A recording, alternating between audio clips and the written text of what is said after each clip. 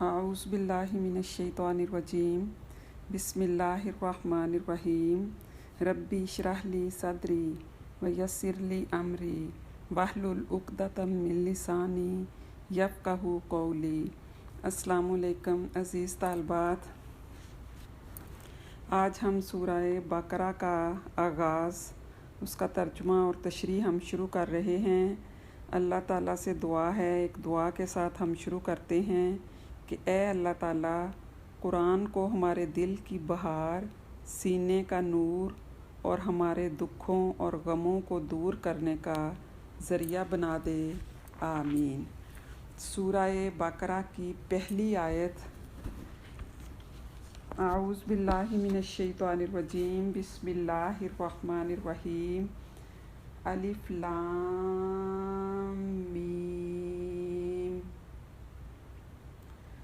ذالکہ یہ، کتاب لا ریبہ نہیں شک، فیہ اس میں، ہدن ہدایت ہے، للمتقین پرہیزگاروں کے لیے۔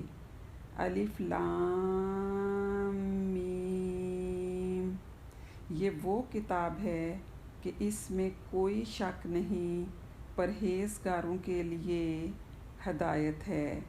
سورہ بقرہ کی پہلی آیت الف لام میم، یہ حروف مقطعات ہیں، یعنی علیحدہ علیحدہ پڑھے جانے والے حروف۔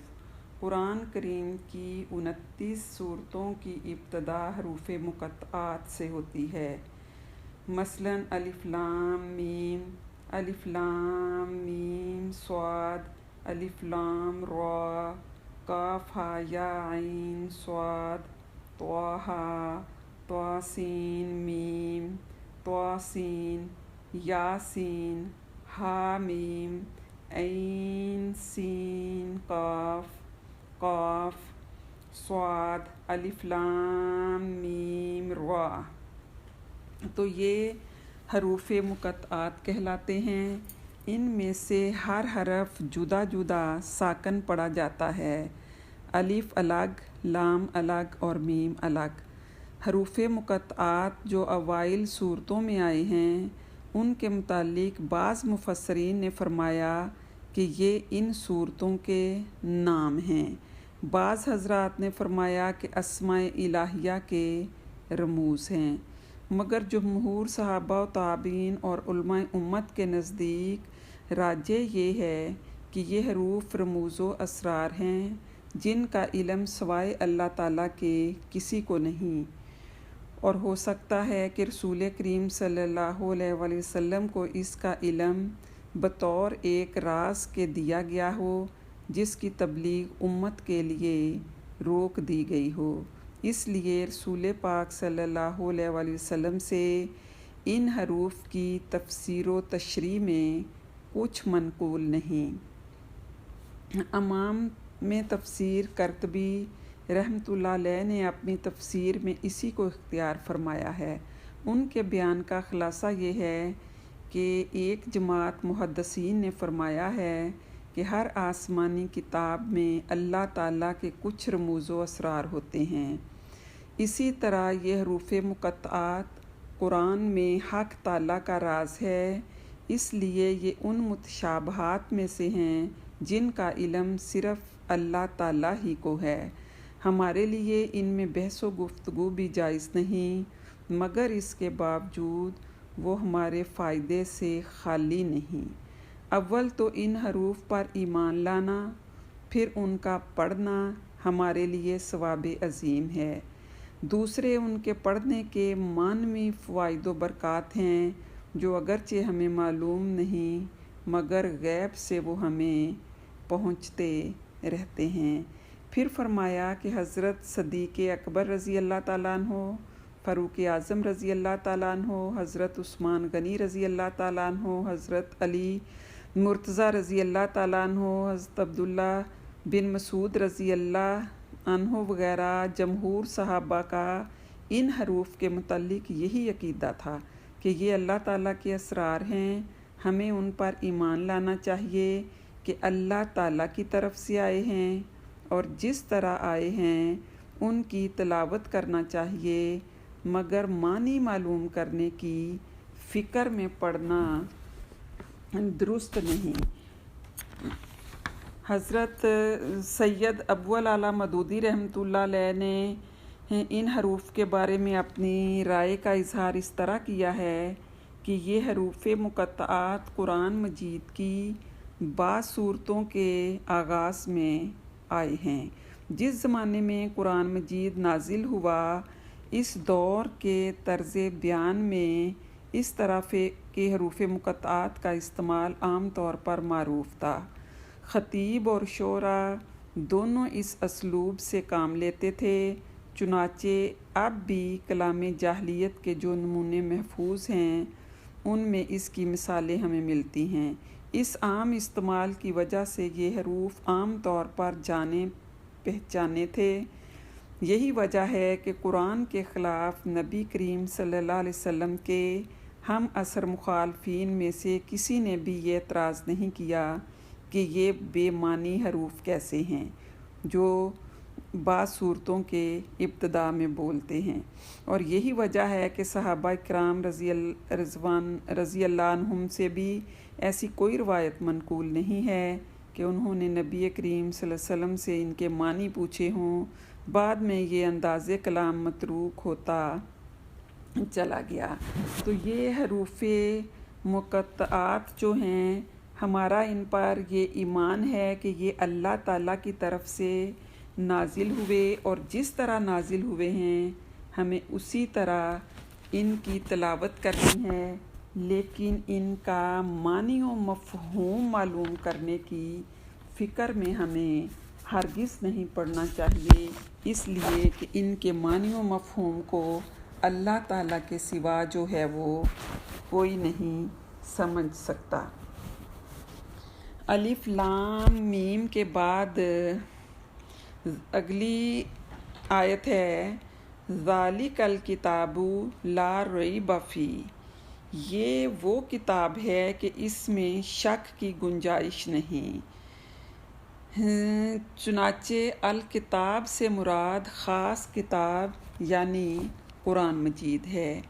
یہ ایک کامل کتاب اور مکمل ضابطۂ حیات ہے، نقص و عیب سے پاک ہے، شک و شبہ سے بالا تر ہے، اطمینان کا وسیلہ ہے، قابل اعتماد صحیفہ آسمانی ہے، اور اس کا ہر حکم سراپا حق اور علم و حکمت کے انمول موتی ہیں۔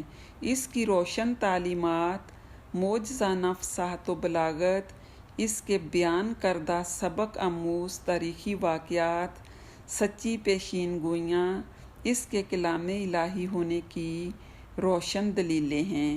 اگر کوئی شک و شبہ کرتا ہے تو یہ اس کے اپنے ذہن کا قصور ہے اور عقل کا فتور ہے، ورنہ یہ کتاب حکیم تو سراپا شفا اور حق ہے۔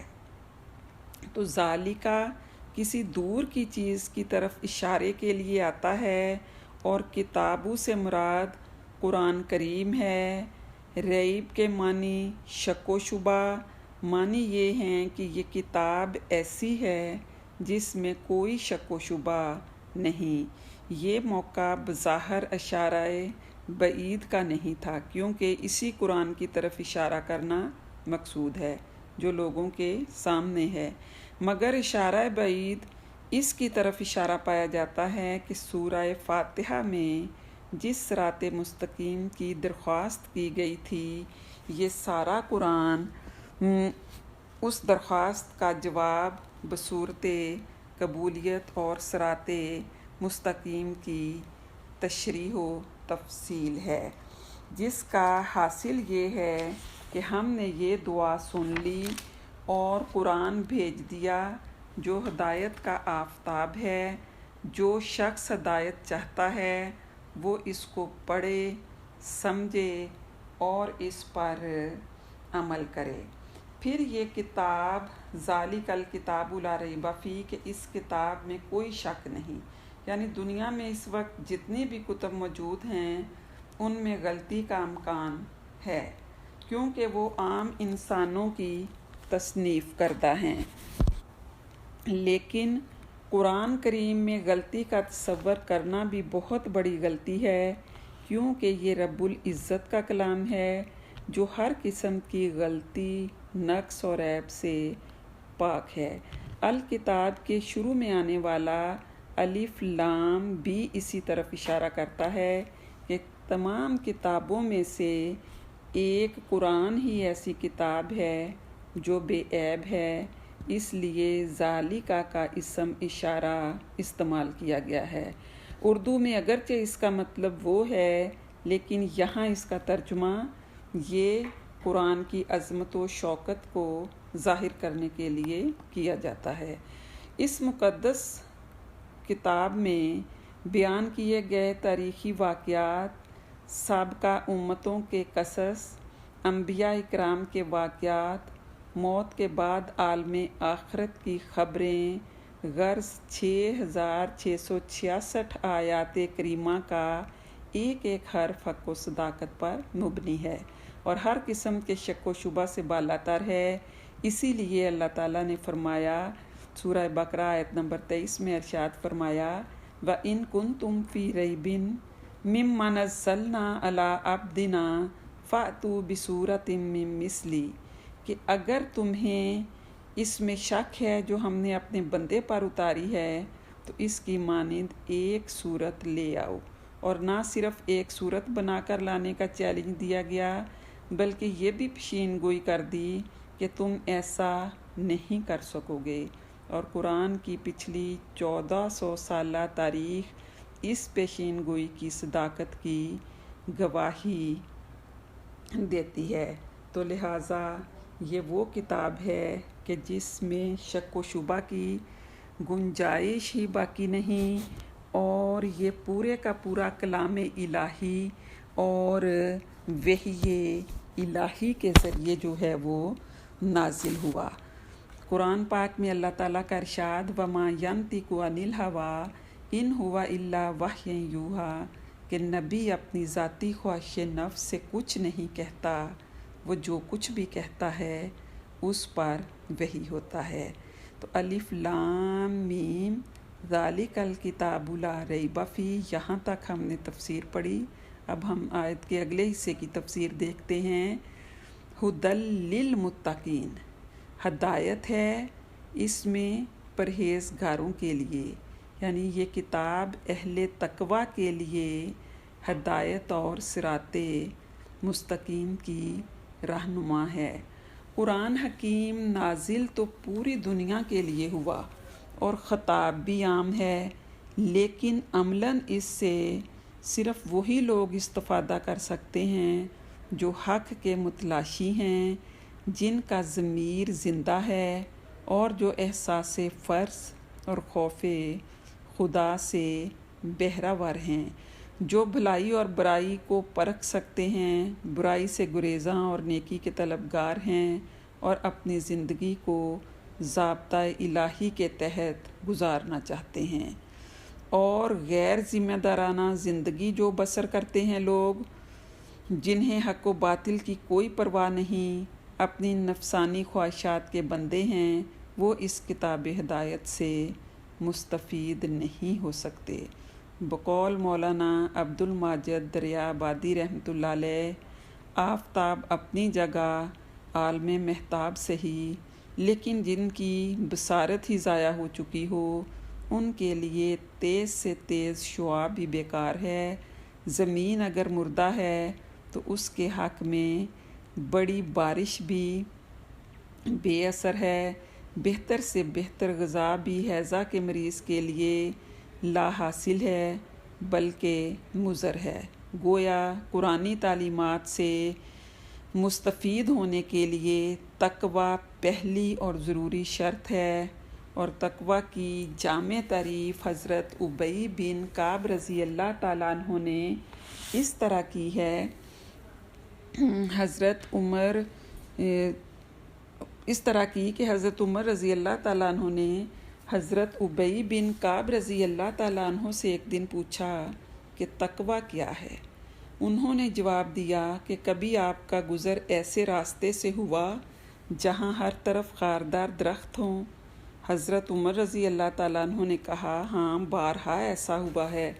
حضرت ابی بن کعب رضی اللہ تعالیٰ عنہ نے پوچھا، پھر آپ کس طرح گزرے؟ حضرت عمر رضی اللہ تعالیٰ عنہ نے کہا کہ کپڑوں اور دامن کو سمیٹ کر احتیاط کے ساتھ قدم رکھتے ہوئے گزرتا ہوں۔ حضرت ابی بن کعب رضی اللہ تعالیٰ عنہ نے کہا، بس یہی تقویٰ ہے۔ تو تقویٰ کی سب سے بہترین تعریف جو ہے وہ یہی حضرت ابی بن کعب رضی اللہ تعالیٰ عنہ والی روایت ہے۔ یعنی اس زندگی کی گہما گہمی میں مختلف مواقع جو ہیں، معنی مواقع مختلف کے باوجود صراط مستقیم سے نہ بھٹکنا، یعنی جب ہم زندگی گزار رہے ہیں تو اس میں بہت سی گہما گہمی کے مواقع آتے ہیں، لیکن اس وقت ہمیں کیا کرنا چاہیے کہ انسان صراط مستقیم سے اس کو بھٹکنا نہیں چاہیے، اور اپنے آپ کو امکانی حد تک خدا اور اس کے رسول صلی اللہ علیہ وسلم کے بتائے ہوئے راستے پر گامزن رکھنا یہی تقویٰ ہے۔ تو تقویٰ علماء کرام نے قرآن و حدیث کی روشنی میں تقویٰ کی شرعی تعریف اس طرح کی ہے، یعنی تقویٰ کے معنی ہیں رذائل اخلاق سے بچنا اور فضائل اخلاق سے آراستہ ہونا۔ رذائل اخلاق میں کفر، شرک، نفاق اور تمام اعتقادی گمراہیاں اور اخلاقی برائیاں شامل ہیں، جبکہ فضائل اخلاق میں توحید، ایمان و اخلاص اور اچھے اخلاق شامل ہیں۔ گویا کہ پورا دین اسلام ایک لفظ تقویٰ میں بیان کیا جا سکتا ہے۔ تقویٰ کی حقیقت کو مولانا سید مودودی رحمۃ اللہ علیہ نے ان الفاظ میں بیان کیا ہے، تقویٰ نفس کی اس کیفیت کا نام ہے جو خدا ترسی اور احساس ذمہ داری سے پیدا ہوتی ہے۔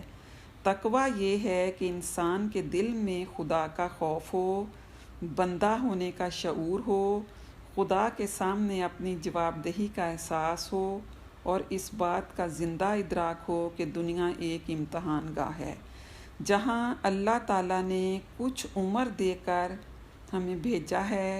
آخرت میں ہماری نجات کا فیصلہ اس چیز پر منحصر ہے کہ ہم نے اس امتحان گاہ میں اپنی قوتوں اور قابلیتوں کو کس طرح استعمال کیا ہے، اور انسانوں کے ساتھ کیسا معاملہ کیا جس سے ہماری زندگی سے متعلق ہے۔ یہ احساس و شعور جس شخص میں پیدا ہو جائے، اس کا ضمیر بیدار ہو جاتا ہے، اس کی دینی حس تیز ہو جاتی ہے، اس کو ہر وہ چیز کھٹکنے لگتی ہے جو اللہ تعالیٰ کی رضا کے خلاف ہو۔ اس کا احساس فرض سے مجبور کرتا ہے کہ اللہ تعالیٰ کے تمام حکموں کو پوری فرمانبرداری کے ساتھ بجائے لائے۔ اس کی خدا ترسی اس موقع پر اس کے قدموں میں لغزش پیدا کر دیتی ہے جہاں حدود اللہ سے تجاوز کا اندیشہ ہو۔ اس خیال سے بھی اس کا ضمیر کانپ اٹھتا ہے کہ کہیں اس سے کوئی بات حق کے خلاف سرزد نہ ہو جائے۔ تو گویا اس تعریف سے ہمیں تقویٰ کی حقیقت کیا پتہ چلی کہ یہ ضمیر کے اس احساس کا نام ہے کہ ہمارے اندر یہ احساس پیدا ہو جائے کہ اللہ تعالیٰ ہر آن حاضر و ناظر ہیں، اور ہم کھلے اور چھپ کر جو کچھ بھی کر رہے ہیں اللہ تعالیٰ ہمیں دیکھ رہا ہے۔ جب یہ احساس پیدا ہو جائے تو انسان خود بخود ہی برائیوں سے جو ہے وہ دور رہتا ہے۔ آپ صلی اللہ علیہ وسلم کا فرمان ہے کہ تقویٰ سے دل میں خوف خدا پیدا ہوتا ہے، اور آپ صلی اللہ علیہ وسلم کا فرمان ہے کہ تقویٰ سے انسان حقوق و فرائض سے آگاہ ہوتا ہے اور حلال و حرام میں تمیز پیدا ہو جاتی ہے۔ اگر ہم قرآن پاک کا بغور مطالعہ کریں تو قرآن پاک میں اللہ تعالیٰ نے بہت سے مقامات پر انسانی عبادات جو ہیں ان کی غرض و غایت ہی تقویٰ قرار دی ہے۔ قرآن پاک میں اللہ تعالیٰ کا ارشاد ہے، یا ایھا الناس اعبدوا ربکم الذی خلقکم والذین من قبلکم لعلکم تتقون۔ اے لوگو، تم اپنے رب کی عبادت کرو جس نے تمہیں پیدا کیا اور ان لوگوں کو جو تم سے پہلے ہوئے تاکہ تم پرہیزگار ہو جاؤ۔ قرآن پاک میں اللہ تعالیٰ نے فرمایا یا ایھا الذین آمنوا کتب علیکم الصیام کما کتب علی الذین من قبلکم لعلکم تتقون۔ اے لوگو جو ایمان لائے ہو، تم پر روزے فرض کیے گئے جیسے تم سے پہلے لوگوں پر فرض کیے گئے تھے تاکہ تم پرہیزگار بن جاؤ۔ تو تقویٰ جو ہے یہی انسان کے لیے راہ ہدایت ہے۔ اسی کو بہترین لباس جو ہے قرآن پاک میں اللہ تعالیٰ نے قرار دیا، اور بہترین زاد راہ بھی اللہ تعالیٰ نے قرآن پاک میں تقویٰ کو ہی قرار دیا۔ وَتَزَوَّدُوا فَإِنَّ خَيْرَ الزَّادِ التَّقْوَىٰ، کہ زاد راہ لے لیا کرو، بے شک بہترین زاد راہ تقویٰ ہی ہے۔ تو یہ دنیا، ہماری دنیاوی زندگی ایک عارضی زندگی ہے۔ آخرت کے سفر کے لیے جو کچھ زاد راہ ہم نے یہاں سے لینا ہے اس کا ہی ہمیں آگے جا کر پھل ملنا ہے۔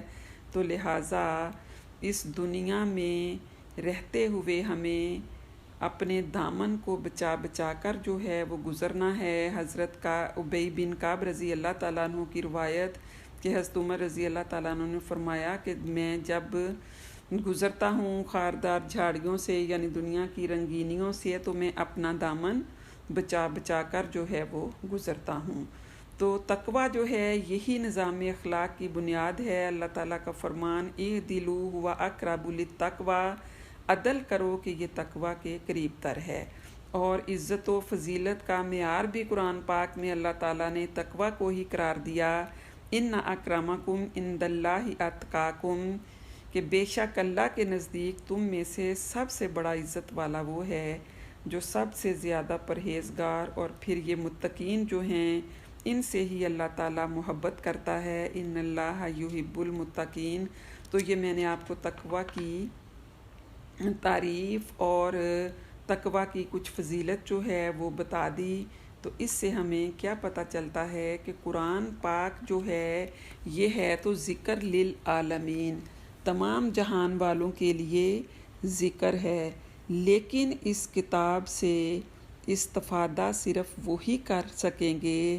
ہدایت کس کے لیے ہے؟ ھدی للمتقین، اس میں ہدایت ہے متقین کے لیے۔